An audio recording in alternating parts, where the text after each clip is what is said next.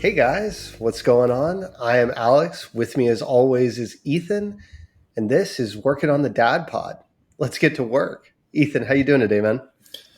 Doing all right, man. Been weird few days for me in terms of just life, work, tired, energetic. I'm all over the map. How about you? Yeah, it's been a weird few days for me as well. But life keeps plugging along. I saw a tweet one time that said adulthood is basically saying after this week, things will get easier over and Mm. over again until you die. Yeah, no, that sounds accurate. So And I must be pretty to close to death at this point. our last episode, we were talking about mental health, Hmm. and for like four straight sessions, my therapist has asked me how I'm doing, and every time I'm like, I just keep going back to that tweet. After this week, things will get better, kind of Yeah, thing, and yeah. that's just sort of how it feels every week. Big feel. But Feels. it is what it is. That's why we put in the work, and as we talked about in that episode, um, this can kind of be a little bit of a mental release for us. So let's Oh, get into God. some wins and losses. We don't have. It is actually. I was having a conversation with a friend tonight, and because MLB is still on the All Star break, the top options right now, if you were to go to a sports bar tonight, would be Summer League basketball, Hmm. Wimbledon replays, Hmm. and India versus the West Indies in cricket, or Hmm. some women's soccer friendlies. It is not what one would call robust sports night. So we can just get I straight into I the saw wins and actually. losses, I think. I actually saw a U.S. versus Canada women's basketball I guess friendly. I don't really know, but There you go. anyway, I had it on in the background while my wife Why returned a not? call. Yeah, I'll kick us off with a win. So my older daughter, she's don't feel like doing math right now, somewhere between 3.5 and 4, and she yeah, and she and I. The three on the down slope of the threes. Yes, yeah, yes. Full three-nager though. Anyway, she and I Sure. had a father-daughter golf lesson, and it Ooh. was a lot of fun. She, uh, unassisted, hit the ball straight. It rolled, but she's already better than me. And she's been talking about wanting to play golf like ever since. And something that we do at bedtime is after the first set of songs, before I do the final song, I leave. I ask her where she's going in her dreams. And I'd say like 30% of the time she says, I'm going golfing. Will you go with me? And it is pretty sweet. Um, That is adorable. it's pretty fun. So I bought her first golf club. We still need to go, but we had a Costco trip, and it's right next door to a Dick's Sporting Good. So she has the smallest iron I could find, and I bought her a glove because one of the casualties when you're trying to teach a kid how to hold a golf club is they are going to get a blister because they always get it wrong, unless your kid's like Sure. super smart. So bought her a Yeah. glove and bought her a club, a spanking new club for 24.99ers. So There you go. feeling pretty good. What was your win? Well, before I get into my win, I do want to say that your success, I've actually seen photo and video evidence of this lesson, uh, has inspired me to want to do it with my daughter. The local course where I play most often has like kids clinics Oh, on a lot of nice. different Saturdays, and it's like $20 for the kids clinic Oh, kind of thing.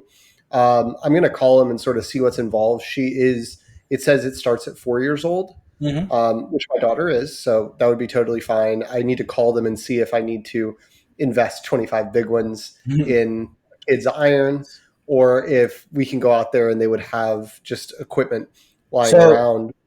so But I have made the same decision that you've made, that whenever my daughter or my son chooses to play golf, I will not be trying to teach them how to do it. yeah, 100%. And I will say that I didn't go the clinic route. I honestly just like forgot that was like an option.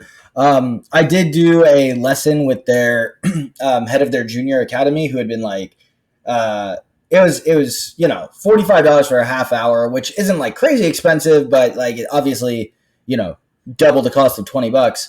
But it was one on one, and like frankly, it also gave him an opportunity to like work on my game too, which was kind of like half of it. And he provided her. He just went to the storage bin and grabbed her the smallest club he could find, which was some kind of wood. But obviously we had to give Sure, it sure, back. But he did say, if you're going to buy her one, make sure it is the lightest and smallest you can find, because my kid is sure, petite. sure, sure. Yep. Yeah, I remember when I started playing, I was about 9 Mm-hmm. actually, and my dad and I won a round of golf at like some sort of raffle giveaway at the Duke University course, right? And so instead of doing the whole 18, my dad, who at that point had never like broken 120 in his life and was Mm-hmm. not a regular player, got them to split it into 9 holes. So we only had to embarrass ourselves for half as much time. We really enjoyed it.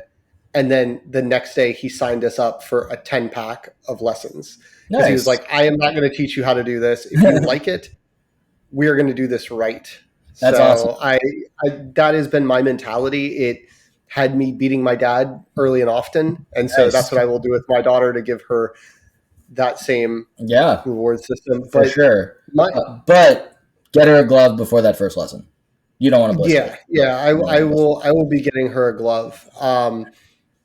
But my win for the week is I recently got back from vacation, and so I think it's always nice to take a vacation with the kids. I won't say that the vacation itself was a 100% unmitigated win. I think when you're getting ready for vacation and relaxation time, it's really easy to overestimate how much relaxation time you're going to get, and then you sort of slowly realize as you're on vacation that you're just parenting in a different spot.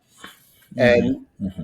but the win is, getting 2 kids on the plane, easy peasy. We have it. Fortunately, we were going up to my in-laws' house in Massachusetts, and so we were able to fly into Providence or Boston, and both of them have JetBlue direct flights from West Palm, which is our Sweet. closest airport. So we don't have to do changeovers. It's 3 hours on the plane. My son nursed and slept.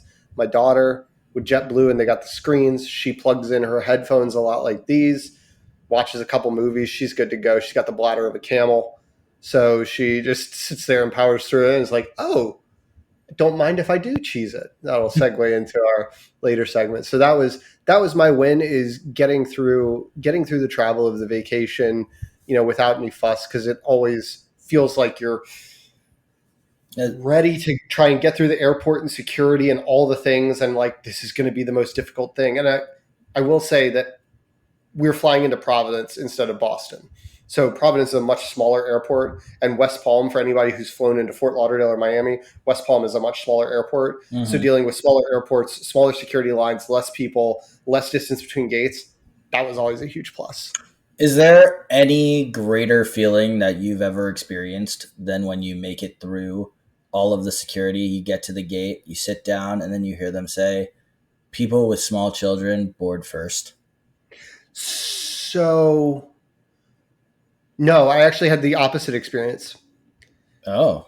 I have seen people actually that my son being 16 months old now, he is on the verge of like he's almost running, right? He Mm-hmm. is super mobile, and but not at the age of understanding you have to sit still, Mm. right? Understanding that, like, he will sit still if we strap him in a stroller, a car seat, a high chair. That's about it. I have seen people in the past with a baby who is maybe not as keen to fly or is ready to go actually choose to be the last to board for the very reason of not wanting to sit there and try to hold them in the seat for the 15-20 minutes it takes So, for everybody else to get on. But that decision was taken out of our hands because what they say in at least at JetBlue, and maybe it's a JetBlue policy, families with small children who have strollers and car seats can board first.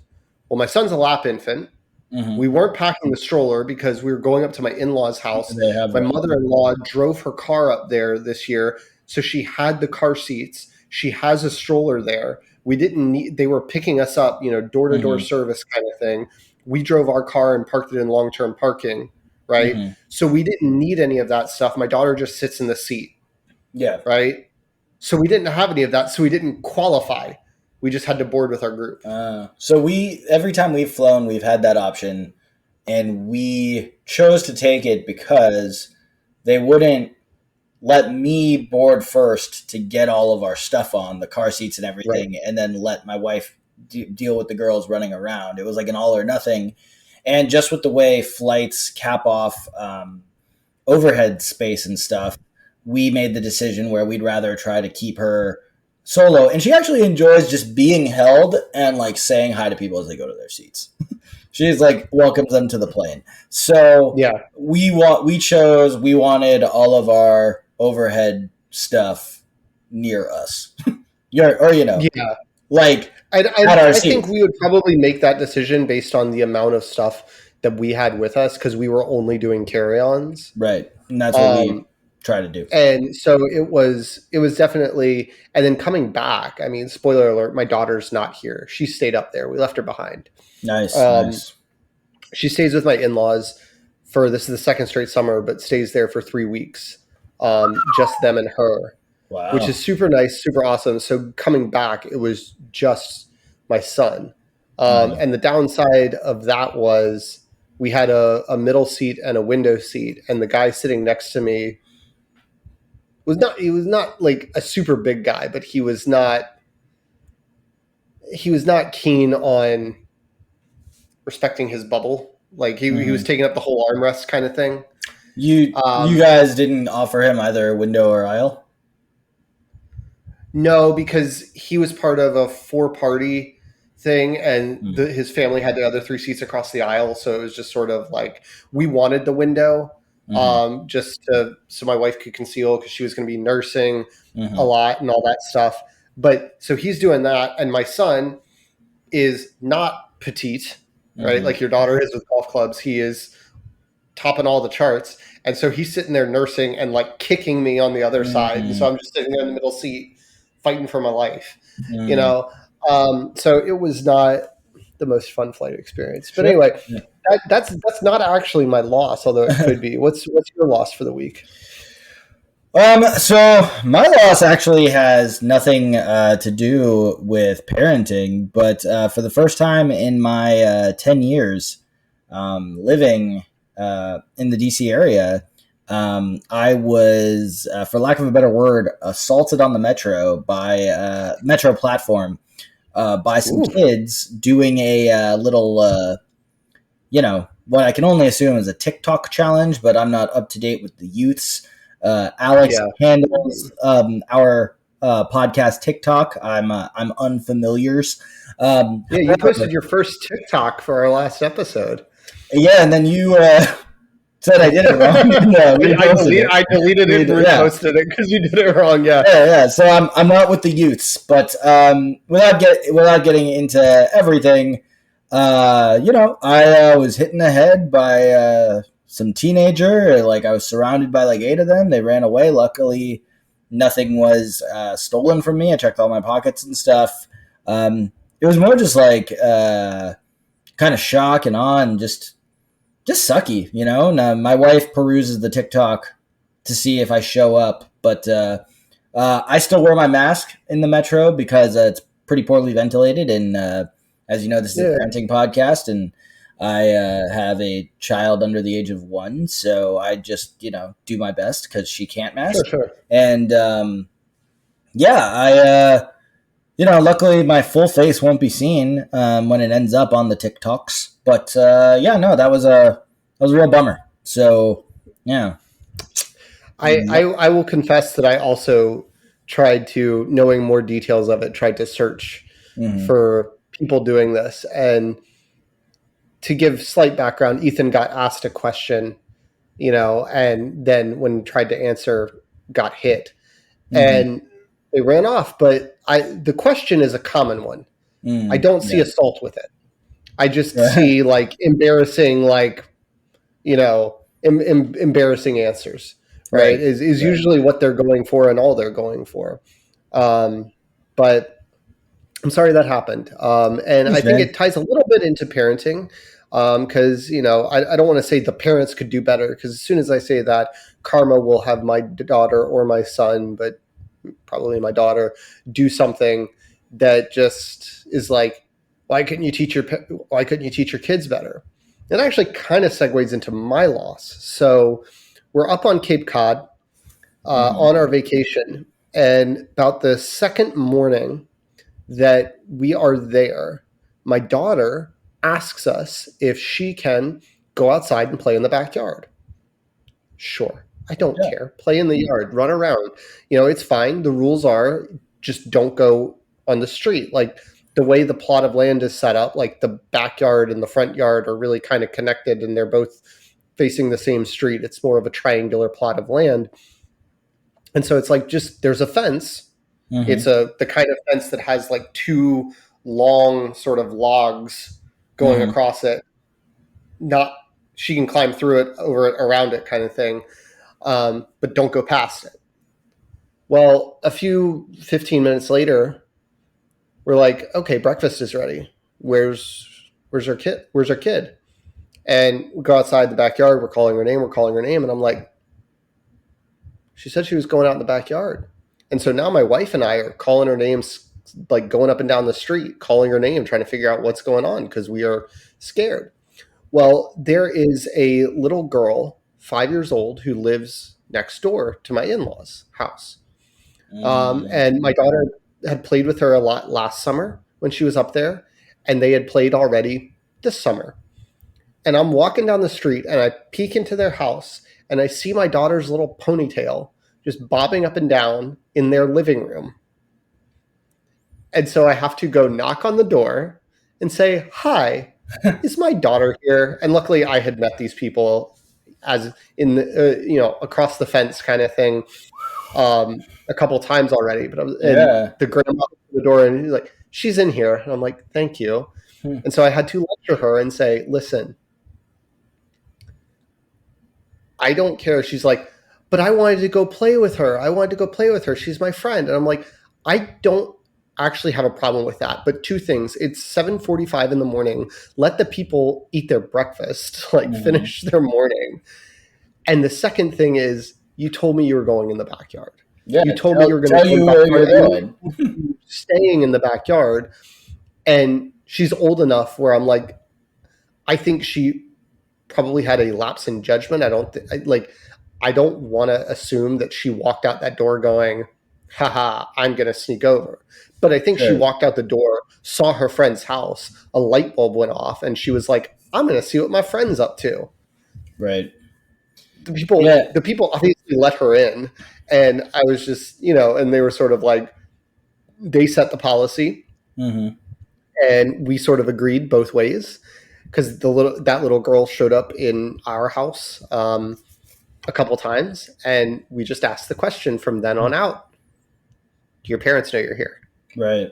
And like so that we could sort of cut that off. But yeah, that was not fun. That was probably the first real experience I've had of like, where the heck is my kid? Yeah. In a while at least. Unlike you, I did not know about your low beforehand. So wow, Yeah, that's really scary. Um, wow. yeah, Yeah. Geez. yeah. That's it. Like I, it's one of those things. Yes, it's scary. It's also something where like I know so many people in that neighborhood. Yeah. My in laws own that house. On the other next door neighbors, it's Hmm. my father in law's first cousin. You go Hmm. down the street, and it's his sister's house. Hmm. My father in law's sister's house. Across the street from her is his brother's house. Like there is a lot of family, a lot of friends, a lot of people. Like this real estate Right. doesn't change hands or change families very often because it's 100 yards from the beach. Hmm. Prime real estate, everybody, and most of them are related to my in-laws, right? That's So it's it's one of those things where I was not that worried that like something atrocious had happened to her. It was just like, where has she gone off to? Because I was more worried actually that she had like run off down to the beach or something where Mhm. there is actually a lot more danger Yeah, involved. that's a similar situation to my father in law's. Also has a beach house, but in an area um, by the Rockaways in New York, and it's a similar situation where he's only there because his second wife had a like had family that grew up there, and anytime like somebody dies or like a family wants to sell, it either like goes keeps in their family or goes to the community who's already there looking to further expand their empire at said beach. So Yeah. I know all about that situation. Hey, dads. Are you tired of the same evening routine? Dinner, maybe some playtime with toys that get left everywhere, brushing teeth, and then bed? Next time, pull out a Wongo puzzle and do something different that you and the kids will enjoy together. Wongo is the perfect balance of a good challenge without being so hard that you stop talking to each other and leave your family forever. Trust me, once you try Wongo, you'll never go back to a boring old jigsaw puzzle. They're 100% wooden puzzles. They'll last forever. Each piece is hand drawn, so no two pieces are the same, and you'll discover some fun whimsy pieces as you work through it. They come in a custom wooden box, which is perfect for storage and gifting. With stunning designs and unique shapes, Wongo puzzles are a cut above the rest. I'm partial to the animal designs like the sea tortoise and the elephant because my kids get excited about them even more. It was great to pull out a puzzle and be done in a night and not have it on the table for a week, forget about it, maybe get fruit pieces all over it or something like that. So, what are you waiting for? Go to wongopuzzles.com, pick your puzzle today, and be sure to use the promo code WOTDP to get 10% off your order. This is the most fun you've had with a puzzle guaranteed or your money back. Go to WONGO puzzles.com and use the code WOTDP to get 10% off your order and get puzzling right now. So Yeah.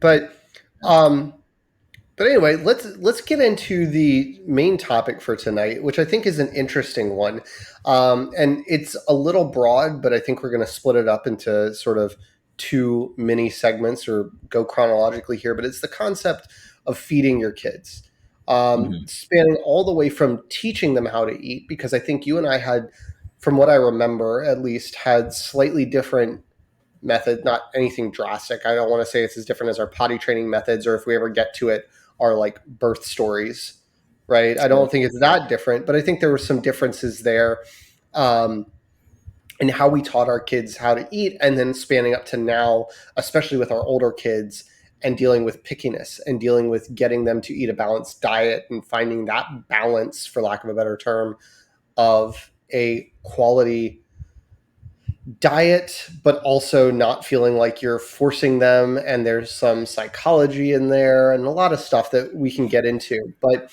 let's start it off with all of our kids, and I want to be sure on this, but both of your daughters are eating solid foods, correct?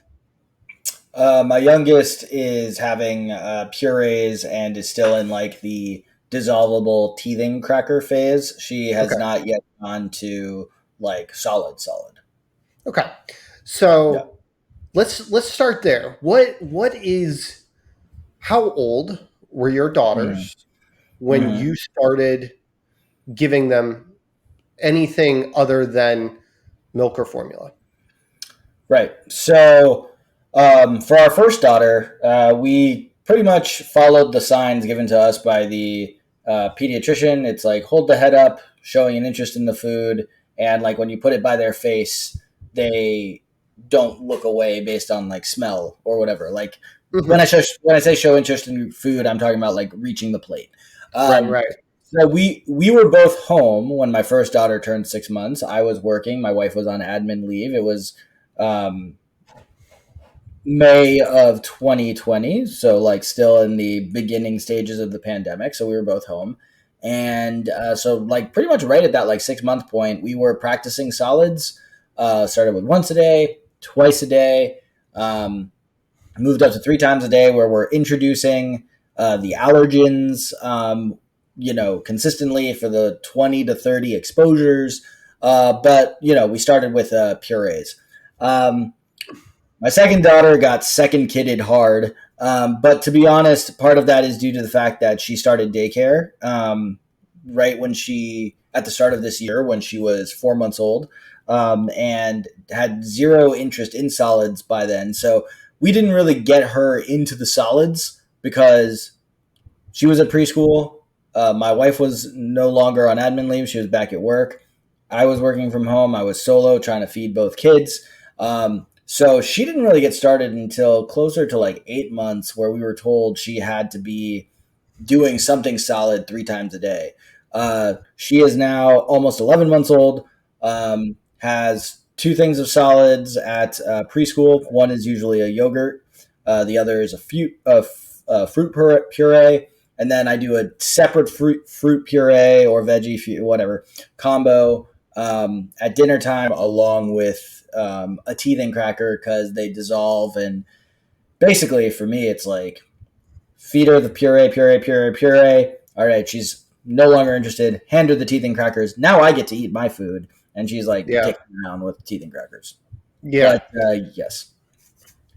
Cool. So Mm-hmm. our experience, the timeline was roughly the same, right? With both of our kids, it was right at the 6 month mark. And we didn't have to force it. The things you're talking about looking for signs. I will caveat all this with talk to your pediatrician, monitor your kid, all that kind of stuff. But the whole reason for the 6 month mark, as we were told by the experts around us, was that their stomachs and digestive tracts are not fully formed in such a way that they could handle solid foods on a consistent basis. And that I don't remember the exact issues, but it's not worth it. Mm-hmm. And I think there are some people, there are some at least anecdotal tales of people saying that their kids sleep better when they eat solid foods because it lasts longer in their stomach than just liquid going straight through Mm-hmm. them, and gives them more satiety, so they're less likely to wake up for night feedings, whatever. But at around 5 months and 27 days, for my daughter, was Easter.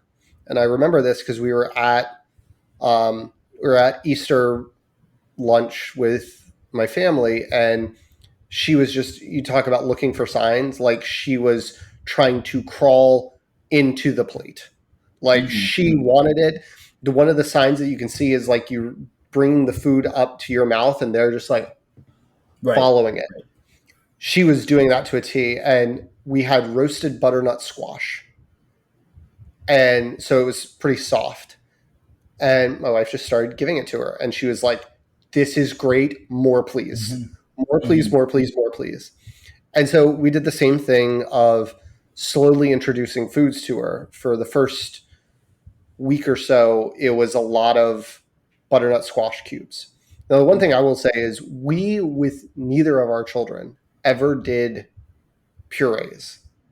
And part of the reason was like, yeah, you don't want to give them like a chicken wing or saltine crackers or something that requires a lot of chewing or has a lot of danger to it. But when I'm talking about not doing purees, we're substituting bananas and avocados and really soft food when they don't have teeth. And my daughter was pretty late on the teeth game. She was eating, but she didn't have teeth until about 7 months. So, not only she had, and you only get like the two bottom teeth to start and then the two top teeth, and you're looking like a Mm-hmm. woodchuck and you're not able to do much. But um, she just started gobbling everything we'd give her: scrambled eggs, banana, avocado, butternut squash. And so we chose not to do the purees because we had read that, and we had gotten advised similarly from the experts around us, that there's some advantages for kids learning how to eat by giving them those actual pieces of food, putting it on like a tray for them, on a high chair tray, and sort of letting them explore it and be able to pick it up. And obviously with a puree, you try to pick it up, it's sticking your hand in a puree. It's not going to do anything. And then you're just creating finger paint. Mm-hmm. Um, And so we did that with both of our kids, and to great success. Our son was not as like enthusiastic trying to crawl on the plate kind of scenario, but he was there and we tried it. And I think his first food was avocado, if I remember correctly, but Mhm. something that's not highly allergenic, and then we moved on to, I think eggs were the first one. And then we introduced peanut butter and a lot of those kind of things. And both of my kids, thankfully, and I don't want to sit here and chalk it up to the no puree thing, because I think there are tons of other variables that can go into this. So don't take this as like, oh, a no puree method is going to solve some problems. Both of my kids were and are pretty good eaters. My daughter, and we'll get into this as sort of the second half of things, my daughter has become a pickier eater. My son's starting to get there where he has preferences and things like that. But we didn't run into any issues with them, getting enough sustenance from Mhm. their food. And so now they get Yeah. packed almost identical lunches. My son is 16 months old. They both get turkey sandwiches, which they pick apart because they're both psychopaths, like all kids are. Um, Mhm. Pick the pieces apart. They get yogurt, applesauce, like a starch, like a pirate's booty or pretzels or chips We're, or we're whatever. all about that booty in this house. Yeah. And so it's I'm just gonna gloss over that one. Fair, Um, fair. like I haven't made that joke 10,000 times. But we yeah, so that's been our experience. But I think the next phase of that is, as I just alluded to, when kids start getting picky, is especially your older daughter. so, Obviously, your so, younger daughter is very regimented. Your older right. daughter, what's she But what's she like at the dinner table? sure. And before I get into that, I do just want to define the word picky. A lot of people assume picky eaters in like the most obvious sense, where they're very limited in what they eat. They Hmm. only want this, they only want that. My daughter eats everything, but is super picky about when she eats it. And it's annoying AF because she always has to have an Oreo on her plate. I don't actually remember how that started, but give her an Oreo always with her dinner. We don't treat it like dessert. It's just like one of the things. It's like I've got my Sure. meat, I've got my starch, I've got my vegetable, and I got my Oreo. Yeah. Fine. Oreos are actually entirely vegan. It's really not the worst thing we could do, but like whatever. It makes her happy. It makes It's her one eat. Oreo. Like it's one Yeah. Oreo, you know. Right. So we are also. I think the term, and I'll look it up if I'm wrong and correct it on the socials. But the term is baby-led weaning, where you're Mhm. essentially teaching. Yeah. Okay. So you're teaching them how to eat what you eat. You're not like making them separate foods. So we always Right. took that approach from the beginning. Like once she started, like we knew she was confident on knowing how to eat. We Yeah. gave her food that we were eating. So, for example, like the other day, we I made burgers. So what I did was, I put the cheese on my burgers. I make two, and I ask her, "Do you want cheese or no cheese?" And she says, if she says cheese, great. If she says no cheese, whatever. It's square cheese on a round burger. So what I do is I cut the sides of the burger off. I cut it into pieces she can chew. I basically give her like the side.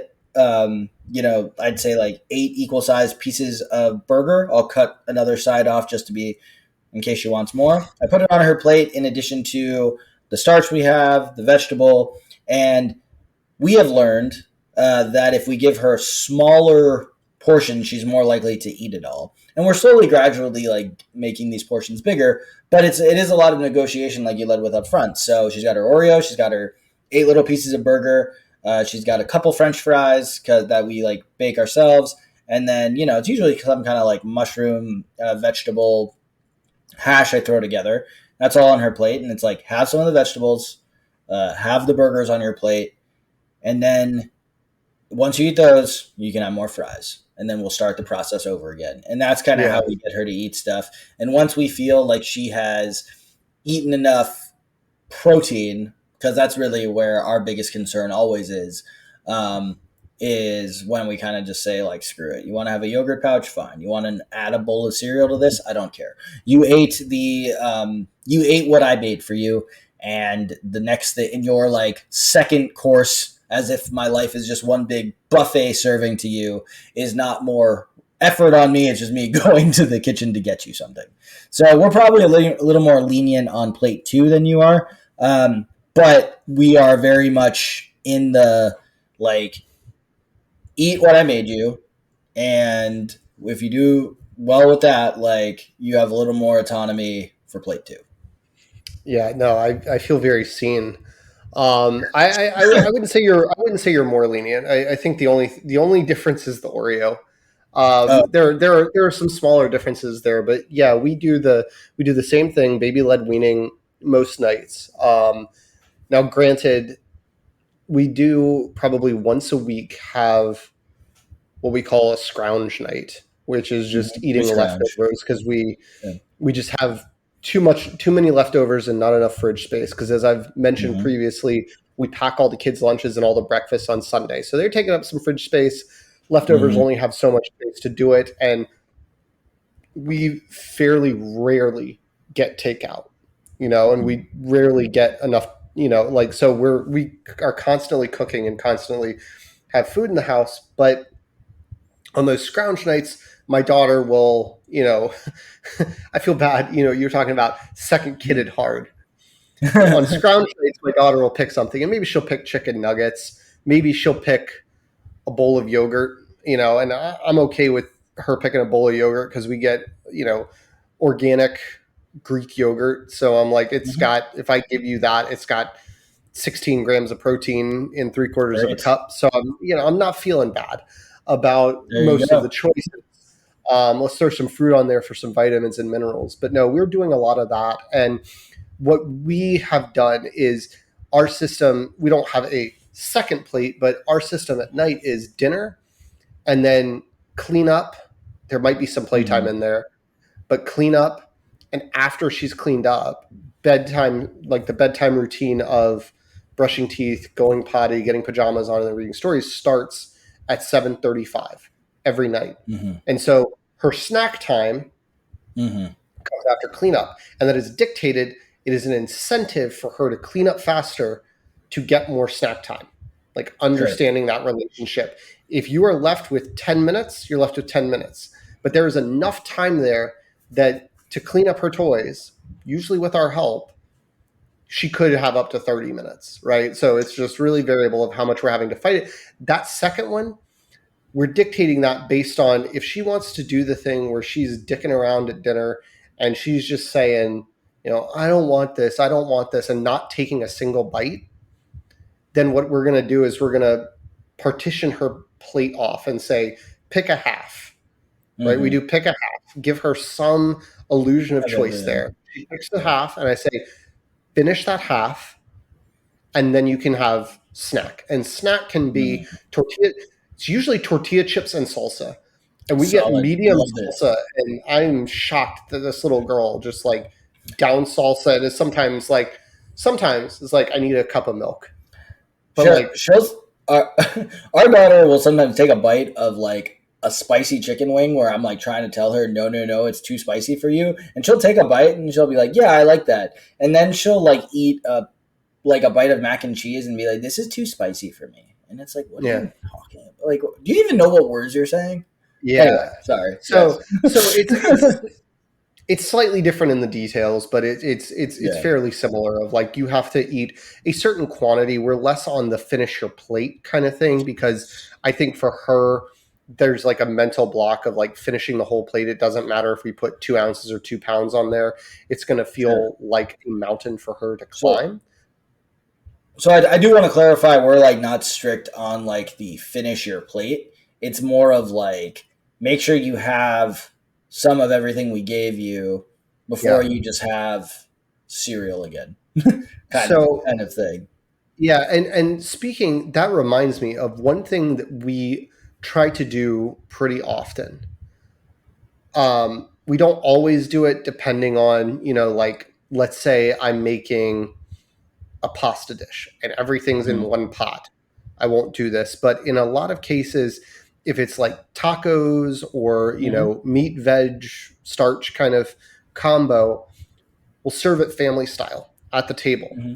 and ask her what she wants. And therefore, we have put the onus on her that if she says she doesn't want something, fine. We give her that choice to not have that thing, but whatever she has, we ask her how much she wants. And she Mm-hmm. tells us, you want more? Oh, you want more? You are going to have to eat everything you have asked for because now you have asked for it.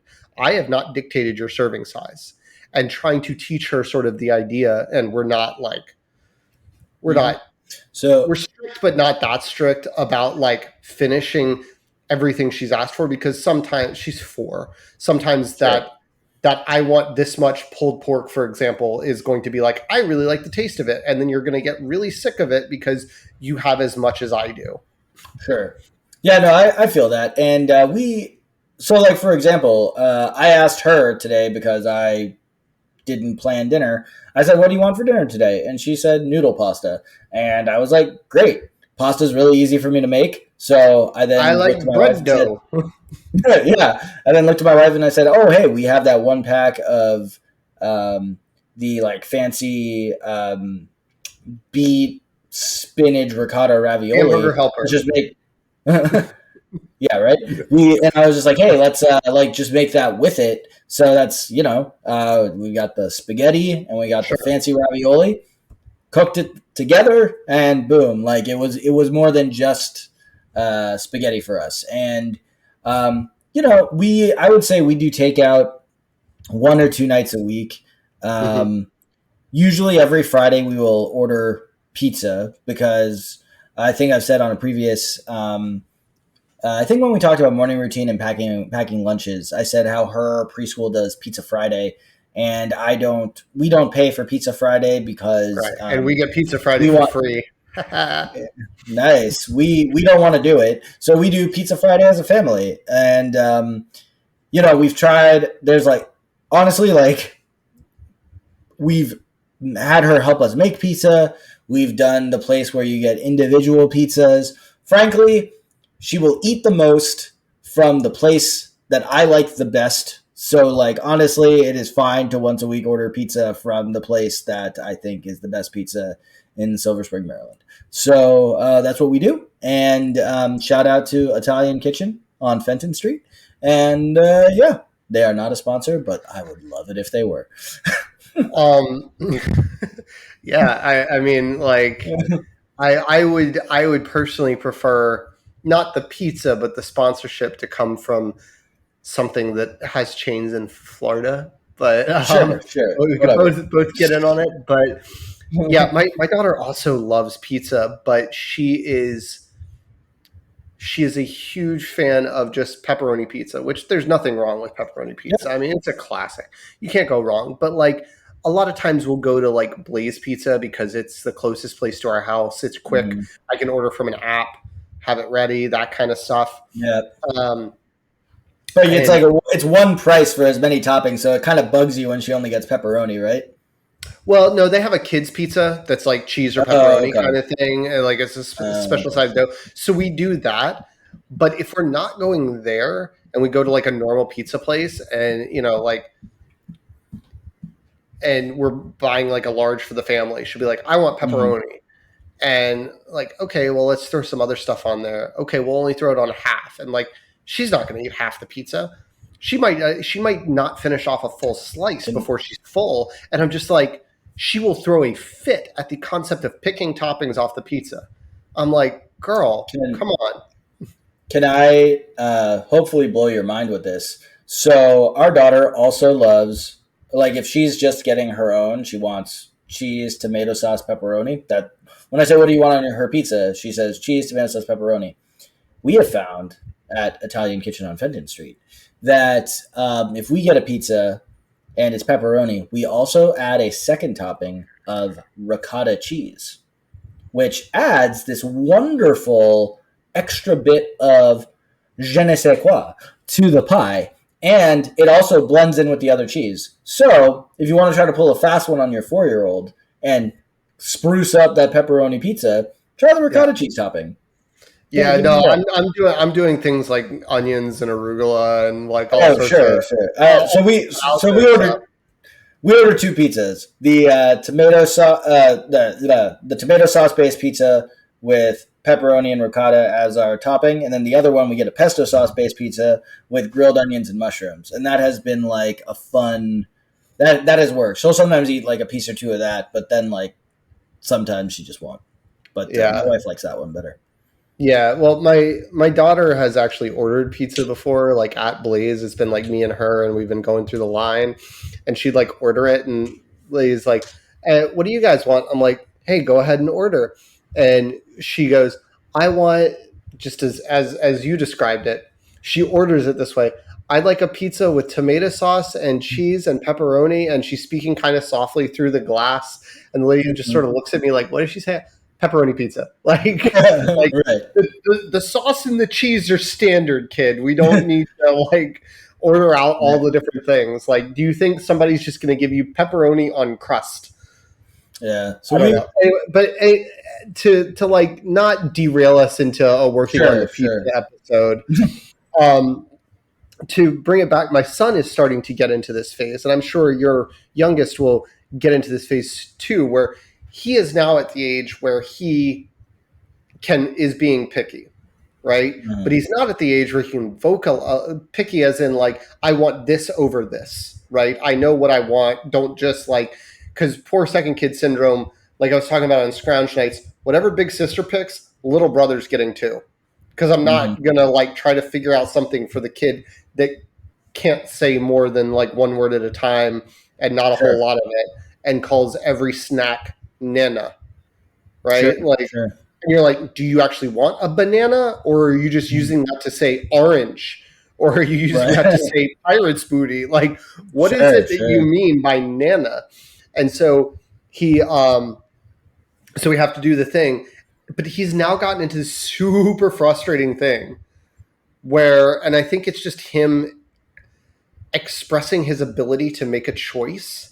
That he's gotten into this thing where he'll be like, Nana, and I'll be like, you want a banana or an orange? And he'll point at the banana. I'll be like, you want this? Yeah. This is the thing you want. Are you sure? Okay, I'm going to give this to you. Eh. And I'm just Yeah. like, Yeah. and for people that are not watching, I just made a like a no face and like shook my head. He rejects it the minute I take the banana out of the peel, and I'm like, Yep. it's open now. Like I'm gonna just assume that all of you listeners have eaten a banana now. Like you're at the point Yep. of no return, and that's why I triple check with him, and he's nodding yes the whole time. Mhm. That like this is what you want, and it could be anything, but you know, like pirate's booty. You want pirate's booty? Yes, this is what you want. Bag open, boom. Luckily, with pirate's booty, and sometimes a little bit with banana, we'll throw it in like Tupperware and store it away in a airtight container so that it's doesn't go Yeah. bad. But we have this all the time.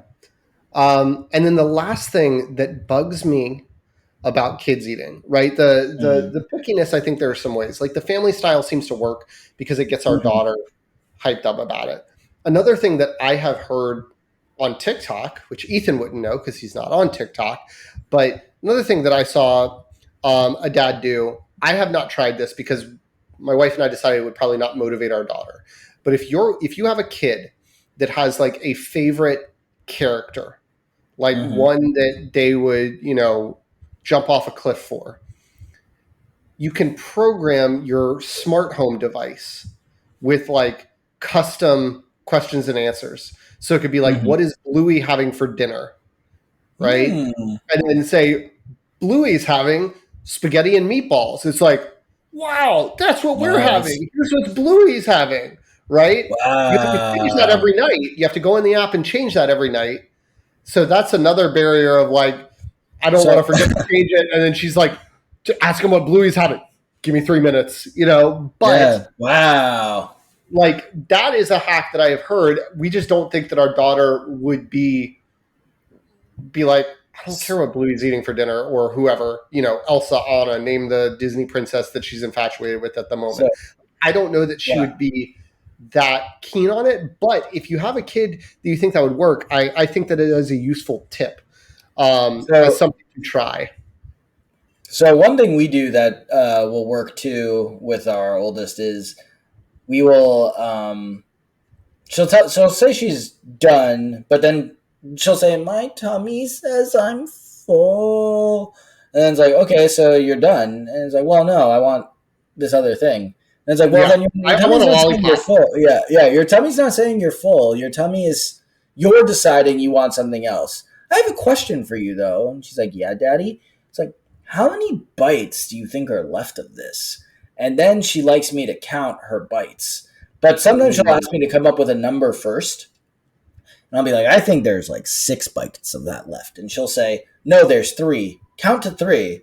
And I'm like, okay. So we count to 3. And it's like, well, I guess we have to count to 3 again because there were clearly more than 3 bites there. So Right. that sometimes works. Another tactic we use when we're like desperate but don't really like it is we'll have her video chat one of my parents and like they'll encourage her and clap when she eats stuff. And I don't endorse the reward system, but sometimes we truly are just like, we You are so gotta eat. sick of dealing with her. We have to feed the infant. We're hungry. Let Mhm. my parents deal with it. That is sometimes what we'll do. Yeah, I will say that that worked with my daughter and my son. It works a little bit, in sort of the younger years when they're strapped into a high chair and we need to get something done and we need them to eat. We'll put some food in front of them, FaceTime with a grandparent, and they will Mhm. sit there and eat when they can't like hold a conversation.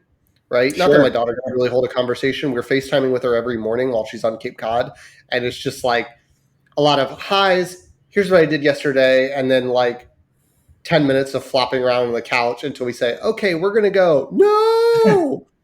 Right. But, Sure. but we, but the last thing that I wanted to say that is like sort of frustrating is when my kids will get on a like bender of sorts, for lack of a better term, on a specific food, right? So Hmm. we you mentioned going to Costco. We go to BJ's because that's the closest wholesale club to us, and so we get the big packs of the little lunch bags so we can send them, have more individual serving sizes of these little things. So we were getting Pirates Booty, and we also got like a pack of like the Snyder's pretzels, right? And we were alternating those for them at their lunch. And my daughter basically is like, I'm tired of pretzels. I don't want pretzels. I want something else. I'm like, Hmm. okay, fine. We'll do something else. Let's think of something. Let's go on the BJ's app and look at the options. And we landed on veggie straws, right? Hmm. And we get the veggie straws and we pick it up on a Sunday. And that Sunday afternoon, she's like, I want a bag of veggie straws. And I'm like, I don't really care. There's 30 in the box. It's not like, we're going to run through this in the week and you're not going to have lunch. But I'm like, she wants veggie straws. Okay, great. Here's your veggie straws. She gobbles them up. I want another. One, let's be very clear that veggie is A very fleeting. loose term. Veggie straws. Yeah. It's a We've very been on loose the term. veggie. They are Yeah. potato products. Just they are chips with a little bit of veggie infused in there. Yeah. So We've we're been on the like, veggie straws for about 2 years now. yeah, and so she's like, I want more. I'm like, fine, I don't care because these things are also made of air. Yeah, they're potatoes, but they're made of air. It's 3 o'clock in the afternoon. We're 3 hours past lunch and 2 hours at least until dinner time, and fine.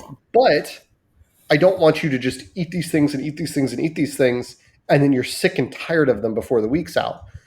Sure. But sure enough, that she gets tired of them.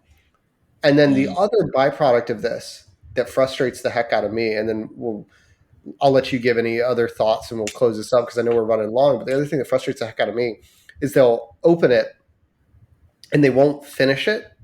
Fine. I get that. Maybe you're not hungry. But we got a box of, we stopped at BJ's on the way to my in law's house. There was a BJ's on Cape Cod for this past vacation. We got a box of Pirates Booty.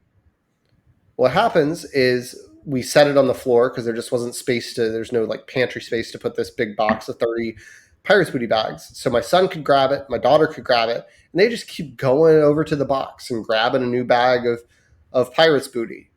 Be like, hey, I want this. And there are 4 adults now in the house that can open it. So I'd be like, oh, you want a snack? Okay, I'll open it. Well, they do this 2, 3 times, and all of a sudden you got like 6 open bags of Pirates Booty floating around the house. We at one point with the veggie straws had like just a giant Tupperware thing where we were taking the old veggie straws and dumping them in, and then using like reusable containers to pack them in the lunch because they just keep opening these things and like not finishing them and then being like, I want a new bag. I don't want that. That bag's open. Like it's poison now. I'm like, no, we put a chip So clip on it. It's fine.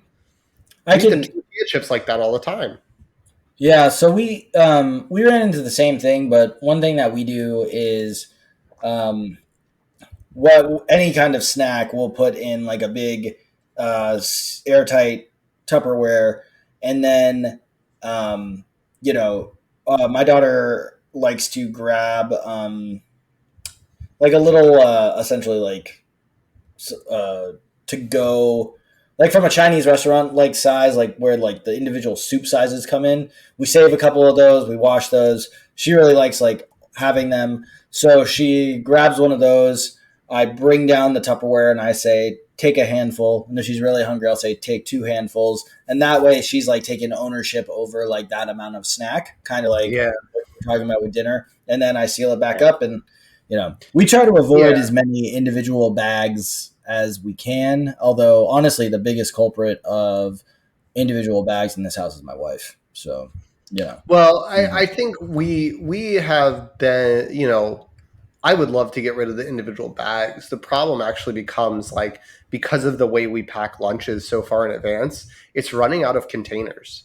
Like Mhm. if my son's getting an orange, we have to peel that orange and put it in a container. We have to put Sure. the sandwiches in a container, and then we're putting some of the starches in the container, and all of a sudden, you know, especially during summertime when both of the kids are going to camp or childcare 5 days a week, it's like that's 10 lunches, and you're looking at having 30 different small enough containers to fit in the thing Sure. that aren't glass, that all that stuff. So, but it's probably I think that might be our next move because we don't have those, but we have. I'm sure you've probably seen them, but they're the little plastic snack cups for toddlers, and they've Mhm. got 2 hands, and they've got sort of the top that they can reach Yeah. their hand in, but if they tipped it over, it wouldn't like spill stuff Mhm. out. Like Yeah, six we seconds. we have that same thing, but our bougie little princess will only eat those in the car. She doesn't like to have a top in the house. Hmm. It's extremely frustrating. And you can, I mean, ours have a removable top. We give them to our daughter without the top all the time. It's just we have another little gremlin who will come along, and Mhm. we're like, Sure, sure. dang it, dude. So Yeah, I mean, yeah, I mean, I mean, it's she's pretty go good ahead. about she's pretty good about like screaming bloody murder as her little sister like approaches her food, being like, no, no, you can't eat that, like if you're not big enough. So like I never truly have to worry about her, the other one, taking food from her, because she's pretending that she's just being vigilant, but honestly she's just being a little selfish. So Yeah, it's I have the problem that one, my son is now at an age and he is on the sort of other end of the spectrum as far as growing teeth. He was growing them early and often, and like he's cut tons of teeth and can eat anything now and has no mhm. restrictions. That like he'll come up and like she can't use that excuse, and she'll try to like push him away. Dude is dude's built like a fullback, right? And Nice. so he'll muscle his way in, and then it becomes a fight, and they're both grabbing the thing and pull it, and the same result happens. So that it's usually a like we have to rely on her speed of like, hey, you're Mhm. faster than your little brother, so like make sure he doesn't get it, and then she'll get engrossed in something she's doing, completely forget, and it won't matter what we told her. Sure, Is usually a sure. problem. But anyway, I think this is one that was more of a venting episode than like a solutions. I think there's some nuggets in there. No nuggets. I wasn't even Mm. trying to do that, but there's I some had nuggets in McDonald's today. there. Nice. That you Just can. fries. Just fries. All right, so no nuggets. No nuggets from Ethan. But hopefully, there's some nuggets you can take away of how to manage. If any of these ideas spark any interest, whether it's serving them family style, some of the methods we've talked about for portions and requirements. Because I think I mentioned psychology earlier, and we never reuse the word, but the psychology of finishing your plate can create some bad food relationships down the road. And so it sounds like something we're both consciously trying to avoid. Yeah. But using your smart home device and your favorite character, or utilizing small cups. But I think my biggest takeaway is give your kids choices, options that are inconsequential a lot of times. Like, hey, do you want yogurt or do you want cottage cheese? Do you want Mm-hmm. a turkey sandwich or a salami sandwich? Do you want, eggs or do you want yogurt? It's like Mm-hmm. pick. And I think that has been the only thing that consistently has helped our kids versus showing up and being like, this is what dinner is, Mm-hmm. right? And even we plan our menu for the whole week Yeah, on that's impressive. Saturdays and Sundays, because we just buy all we just don't want to have to go back to the store. And so I have it in front of me in an iPhone note, and I'll just ask my daughter, hey, what do you want to eat tonight? And she'll pick. That way she can be somewhat excited about it, even though the thing she didn't pick is coming down the pike later. Mm-hmm.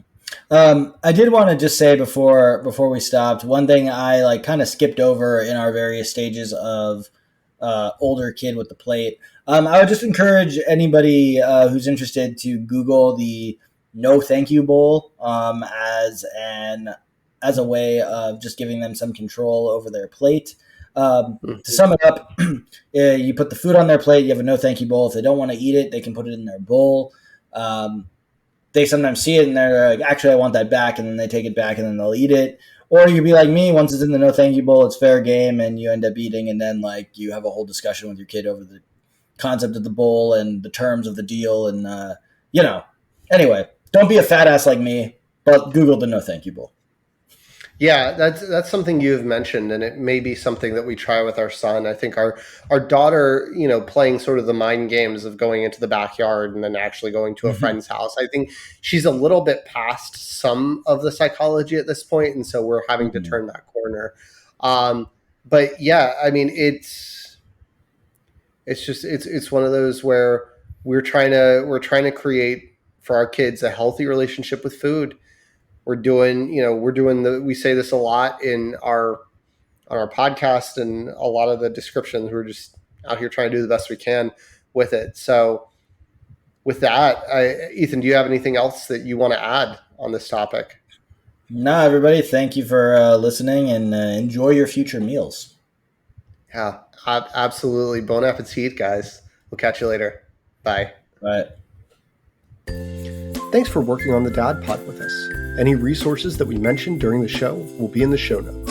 If you have questions, thoughts, or just want to talk with us, the best place is in the comments on YouTube. We're on YouTube, TikTok, Instagram, and Threads at Working on the Dad Pod, and on Twitter at Working on Dad Pod. Following and subscribing is always appreciated.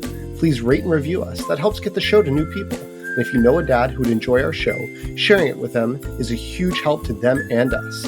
Have a great week.